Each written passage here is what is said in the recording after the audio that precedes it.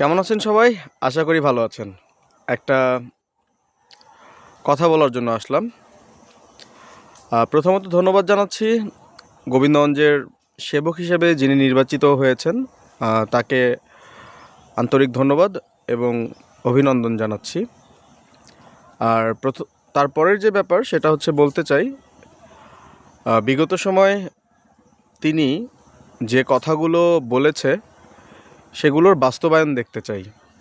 মানে যে কথাগুলো প্রতিনিয়ত জনসম্মুখে, জনসভায় কিংবা লোকজনের মাঝে যে কথাগুলো, প্রতিশ্রুতি বা যে প্রত্যাশার যে বিষয়গুলোর তিনি প্রতিনিয়ত ব্যক্ত করেছেন,